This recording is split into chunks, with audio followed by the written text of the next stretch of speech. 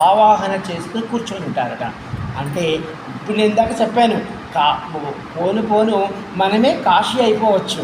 అంటే ఇప్పుడు ఈ అగస్త్యముని చెప్తున్నాడు, అవే కాదు భార్యామణి, ఈ లోపల మన శరీరంలో కూడా ఎన్నో ఉన్నాయి.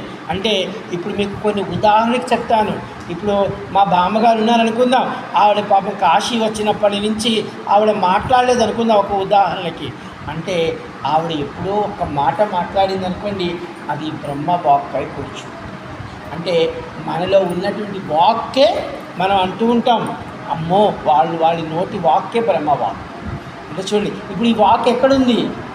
మనలోనే ఉంది. అర్థమవుతుందా? ఇప్పుడు మనందరం చూడండి, ఎవరో ఒక గొప్ప గురువు గారు వచ్చారంటే ఆయన దగ్గరికి ఆశీర్వాదానికి వెళ్తారు. ఎందుకు వెళుతున్నారు? ఆయన ఆశీర్వాదంలో ఉంది. ఆయన పాదాలను మీరు తాకుతున్నారు అంటే ఆయన పాదాలలో తీర్థాలు కొలువై ఉన్నాయి. అదే మనం ఎవరో దగ్గరికి పోతాము, ఆ ఎక్కడి నుంచైనా ఆయన చూపు పడితే చాలు మనకి అనుకుంటాం. అంటే ఆ చూపులో ఉంది అన్నమాట. అంటే చూడండి, విశాలాక్షమ్మ తన విశాలమైనటువంటి నేత్రాలతో, అంటే మనకి మీనాక్షి అనే అమ్మవారికి పేరుంది. మీనాక్షి అంటే ఆమె కళ్ళతోనే సమస్త విశ్వాన్ని పాలిస్తుంది. అర్థమవుతా? మనం చూడండి, అంటే నీళ్ళలో పుట్టిన చేపలు ఉంటాయి. ఆ చేపలు తల్లి పాపం, ఆ చేపలకి ఇంకొక చేప తల్లి వెళ్ళి నోట్లో మనలాగా అరే తినరా బుజ్జి, అరే తినరా కన్నా అని నోట్లో పెట్టడానికి కుదరదు ఆ చేపకి. కానీ ఆ తల్లి చేపట ఆ పిల్ల చేపని చాలా ప్రేమగా తనివి తీరా తన 2 కళ్ళతో చక్కగా ఆ చిన్న పాప చేపని చూస్తుందట. ఆ చూపుతో ఆ పిల్ల పెరుగుతుందట. అర్థమవుతుందా? మనం కూడా జరుగుతుంది.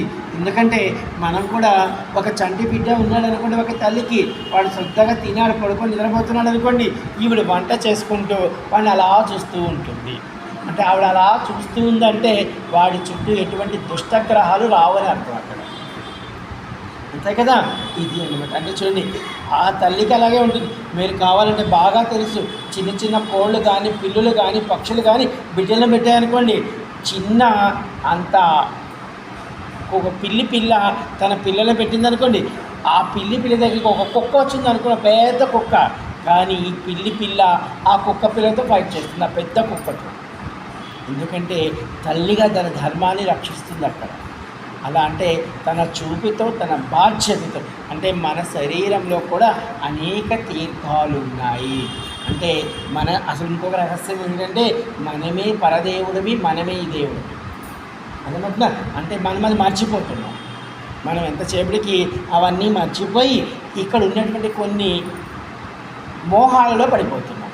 ఈ మోహాలన్నింటినీ వదిలేమనుకోండి, మనమే పరదేవం అయిపోతాం. ఇది రేపు చెప్పుకుందాం. జై కాశీ విశ్వనాథ్, జై కాశీ.